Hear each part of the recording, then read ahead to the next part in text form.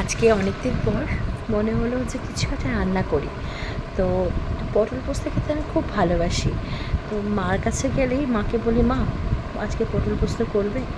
তো মাও খুব সুন্দরভাবে পটল পোস্ত করে বলেই আমি মায়ের কাছ থেকে শিখেছি। তো চলো বলে দিই কীভাবে আমি করলাম। পটলগুলোকে নুন হলুদ দিয়ে মেখে সর্ষের তেলে ভেজে নিয়েছি।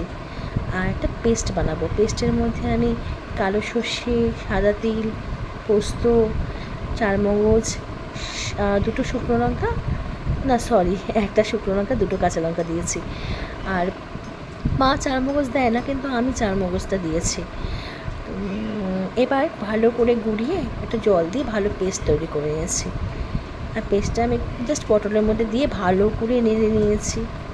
আর এই সময় আমি গ্যাসের ফ্লেমটাকে আস্তে করে রেখেছি যাতে পুড়ে না যায়।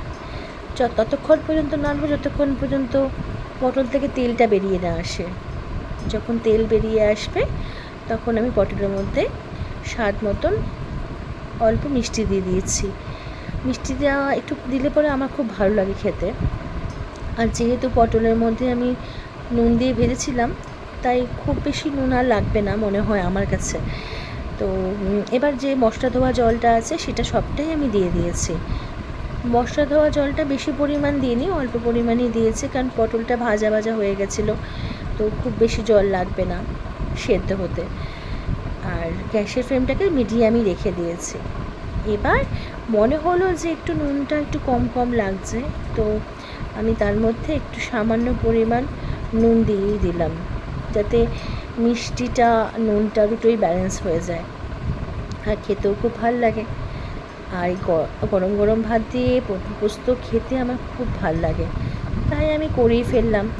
আর মার কাছে তো বায়না করতাম, সেটা নিজেই আজকে তৈরি করলাম। ব্যাস শুকনো শুকনো বানিয়ে ফেললাম পটল পোস্ত।